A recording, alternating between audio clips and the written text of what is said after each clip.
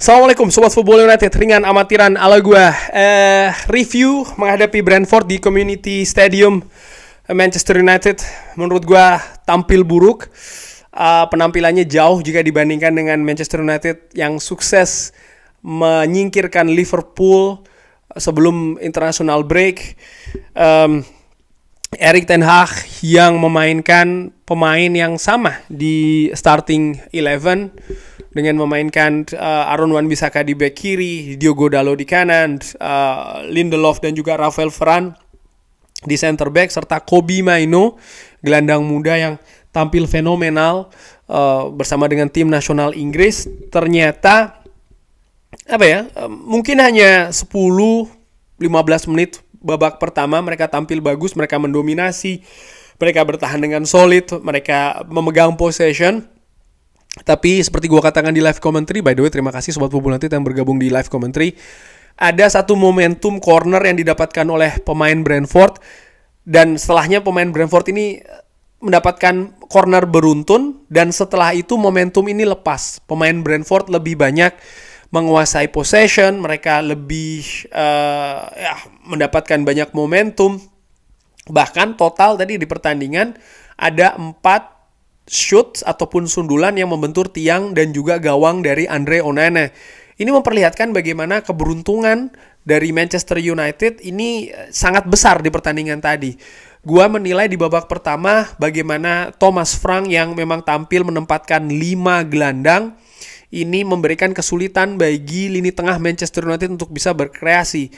Manchester United lebih banyak bermain langsung, bermain direct ball, di mana ada 2 faktor yang tidak bisa dilakukan Manchester United ketika direct ball diterapkan, yaitu adalah kalah duel. Di lini depan Manchester United sering sekali kalah duel, dan setelah bolanya lepas, second ball mereka juga sering kalah, sehingga Brentford lebih banyak memegang bola, lebih banyak mendapatkan momentum. Gue juga menyoroti bagaimana Erik ten Hag yang menampilkan formasi 4-1-4-1 di pertandingan tadi, utamanya di babak pertama dengan menempatkan Kobbie Mainoo di posisi jangkar. Ini terlihat kesulitan ya bagi pemain muda ini untuk mengcover area yang sangat luas, dan ini dimanfaatkan betul oleh para pemain Brentford. Gua melihat di babak pertama utamanya bagaimana Yohan Wissa ataupun juga Ivan Toney ini bergantian menempatkan posisinya di daerah gelandang bertahan dari Manchester United, menambah orang di sana, dan ini menimbulkan kesulitan bagi seorang Kobbie Mainoo. Ada banyak kesempatan, ada banyak momentum. Kobbie Mainoo seperti kayak kebingungan ketika ada pemain ya yang di daerah gelandang bertahan Manchester United yang dikawal oleh Kobbie Mainoo, ternyata ada pemain lain lagi. Dan pemain ini tentu saja bebas ya, dan ini sering sekali yang membuat akhirnya Brentford ini mendapatkan momentum, bahkan juga serangan. Di sisi lain juga gue melihat bagaimana sektor bek kiri dari Manchester United ini yang sangat sering digempur oleh pemain Brentford. Mereka melihat betul bagaimana Aaron Wan-Bissaka ini bukan pemain yang memang aslinya posisi di bek kiri, dan ini dilihat sebagai titik lemah. Dan itu berhasil mereka manfaatkan betul di babak pertama dan juga babak kedua. Sebenarnya lebih banyak dimanfaatkan. Di babak pertama lebih banyak dengan menempatkan bola-bola daerah. Di babak kedua gue melihat bagaimana Aaron Wan-Bissaka juga frekuensi nyerangnya tidak cukup sering, sehingga tidak banyak bola-bola ruangan yang diberikan oleh Brentford di sana. Ketika Brentford memberikan bola ruangan kepada Aaron Wan-Bissaka, terlihat dia agak kesulitan ya dari sisi speed. Di sini juga menurut gue membuat Manchester United tampil tidak maksimal di pertandingan tadi. Gue juga melihat bagaimana seorang Scott McTominay di babak pertama seperti tidak pas posisinya, dan ini juga merupakan koreksi ataupun kritik bagi seorang Erik ten Hag dari gue ya, karena gue menilai ya Scott McTominay lebih didorong ke depan, mungkin tujuannya ingin menambah gaya gedor, daya serang dari Manchester United, tapi tidak bisa dimaksimalkan. Scott McTominay di babak pertama ground duel, area duelnya 0%, dari 2 percobaan tidak ada yang dimenangkan. Sentuhan juga jarang, dan ketika dia masuk ke kotak penalti dari Brentford, tadinya gue harapkan ada bola-bola crossing, bola-bola untuk pemain yang mungkin tinggi ya kan, tapi ini ternyata tidak dilakukan juga. Pemain Manchester United justru crossingnya tidak ke Scott McTominay. Gue nggak tahu apakah positioningnya tidak bagus atau memang umpannya yang tidak bagus, tapi yang jelas ini ada permasalahan di daerah penyerangan dari Manchester United. Sebaliknya, Brentford mereka betul-betul bermain cair. Determinasi menurut gue ini merupakan kunci. Di babak kedua gue melihat pemain Manchester United tampilannya sedikit lebih pasif. Banyak sekali space yang diberikan kepada pemain Brentford, utamanya di lini tengah. Pemain Manchester United ketika kehilangan bola, kehilangan possession. Nah, berbeda dengan pemain Brentford ya. Ketika pemain Brentford ini kehilangan bola, mereka cepat sekali melakukan transisi. Mereka langsung melakukan pressing. Sementara pemain Manchester United, mereka nampak lebih menunggu. Dan ketika mereka ingin melakukan tackling ataupun melakukan duel ya, atau ingin melakukan perebutan bola dan lain-lain, sering sekali terlambat pergerakannya. Ini memberikan tanda tanya besar sebenarnya dari gue ya, apakah memang situasi fisik dari pemain Manchester United ini tidak siap, dimana memang banyak pemainnya kan kembali dari international break dan mungkin latihan juga tidak banyak sesinya sebelum pertandingan ini. Ini bisa jadi faktor, tapi nggak tahu, sekali lagi ini masih asumsi dari gue. Ya di babak kedua Manchester United praktis mungkin hanya sekitar 5 menitan tampil oke. Selebihnya seperti di babak pertama, Brentford lebih banyak menguasai bola. Ivan Toney menurut gue tampilannya excellent di pertandingan tadi. Kapten dari Brentford ini tampil sangat berbahaya. Hal yang mengkhawatirkan selain dari penampilan, situasi fisik, juga bagaimana cedera. 2 back Manchester United, 2 back tengah kembali cedera karena digantikan oleh pemain lain karena memang ada itu tadi benturan, dan juga Victor Lindelof hamstring ya.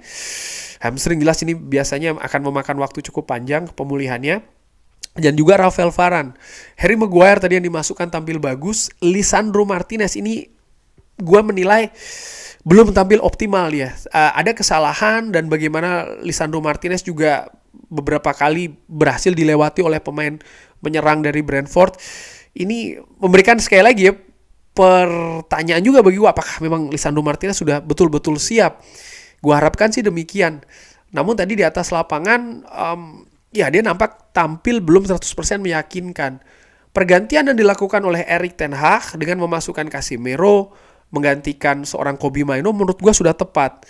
Kobbie Mainoo di babak pertama dia tampak kewalahan, dan di babak kedua gue menilai penampilannya ada penurunan. Besar kemungkinan ini ada pengaruhnya karena dia dipanggil oleh tim nasional Inggris menurut gue. Gue sering katakan beberapa video sebelumnya, pemain ini masih 18 tahun. Dimana di pertandingan kedua bersama dengan tim nasional Inggris, dia menitnya justru yang lebih tinggi, bukan di pertandingan pertama. Dan ini mungkin ada pengaruhnya di sana. Ada penurunan penampilan menurut gue di babak kedua, digantikan oleh Casemiro. Dan Casemiro memberikan perbedaan di lini tengah menurut gue dari sisi pengalamannya. Lalu Garnacho tadi juga di babak pertama gue menilai sangat minim sekali kontribusinya, sama seperti Scott McTominay, dan diganti oleh Anthony. Anthony memberikan perbedaan ya, walaupun tidak secara signifikan, tapi ada hal yang tidak sama yang ditunjukkan jika dibandingkan dengan seorang Garnacho, lebih baik walaupun sedikit.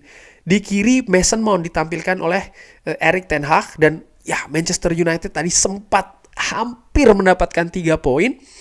Tadi gue berpikir, wah ini kalau Manchester United mendapatkan 3 poin, ini sesuatu yang dalam tanda kutip mungkin tidak adil ya bagi Brentford, karena ya gue melihat Manchester United tampil buruk di pertandingan tadi.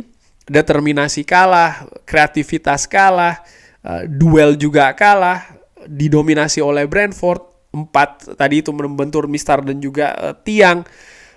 Yang ya menurut gue itu jelas keberuntungan, sampai 4 kali lo bayangkan Manchester United tampil betul-betul di bawah standarnya. Ini mungkin selain ketika menghadapi Fulham, menghadapi Brentford ini menurut gue Manchester United tampil tidak bagus. Ada kombinasi menurut gue dari kesalahan strategi Erik ten Hag yang tadi di babak pertama terlalu memaksakan memain 4-1-4-1, dan gue juga melihat dari sisi pemain fokus dan juga konsentrasinya determinasinya tidak setinggi biasanya, tidak setinggi ketika menghadapi Liverpool contohnya. Dan bahkan tadi Mason Mount sudah mencetak gol dengan, by the way, proses yang sangat luar biasa ya, bagaimana pergerakan dari pemain Manchester United, umpannya dari kaki ke kaki. Pemain yang dimasukkan oleh Erik ten Hag di babak kedua berkontribusi di sana, Casemiro, Anthony, dan juga Mason Mount. By the way, ini merupakan hal positif di pertandingan tadi. Mason Mount akhirnya berhasil mencetak gol pertamanya bagi Manchester United. Semoga ini bisa mengangkat mental dan juga ya spirit dia untuk bermain bersama dengan Manchester United lebih baik lagi musim ini. Dan ya gol 1-1 sangat disayangkan. 3 menit kemudian Ayer Ya, kalau Sobat Full United lihat di highlights, bisa dilihat bagaimana pemain Manchester United ini sebenarnya banyak banget di kotak penalti. Mereka betul-betul ingin mempertahankan kemenangan, ya kan. Tapi lihat, ketika ada duel dan juga crossing dari Ivan Toney, pemain Manchester United hanya melihat kepada bola, tidak melihat pergerakan. Pemain yang sekitar ada 3 atau bahkan 4 pemain di depan gawang Andre Onana, ini betul-betul konsentrasinya hanya mengamankan gawang. Dia tidak melihat bahkan di dalam kotak penalti, di dalam garis gawang agak ya sekitar daerah situlah. Ada air yang tidak terjaga sama sekali. Ini menurut gue hal yang sebenarnya tidak boleh terjadi. Banyak pemain di kotak penalti, tapi konsentrasinya, fokusnya hanya mengamankan gawang saja, tapi tidak melihat pergerakan pemain. Ini menurut gue kesalahan fatal di kotak penalti Manchester United, dan akhirnya Brentford bisa menyamakan situasi 1-1.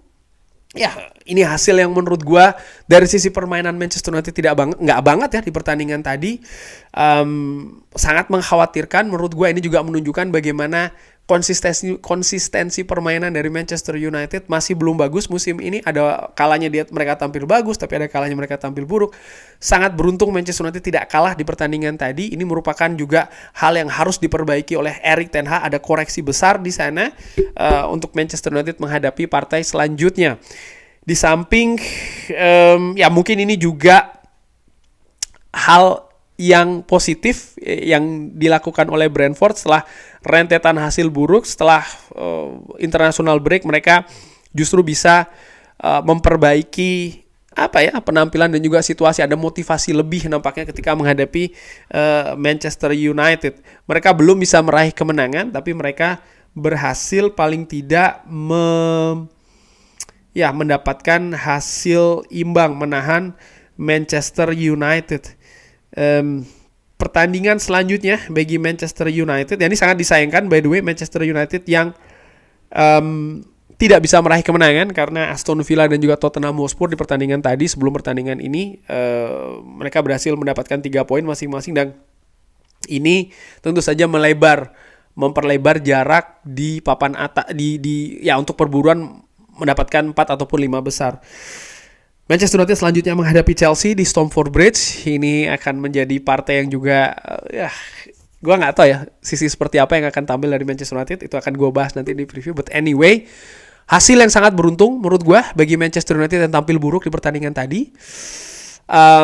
Ada banyak hal yang harus diperbaiki oleh Erik ten Hag, itu jelas.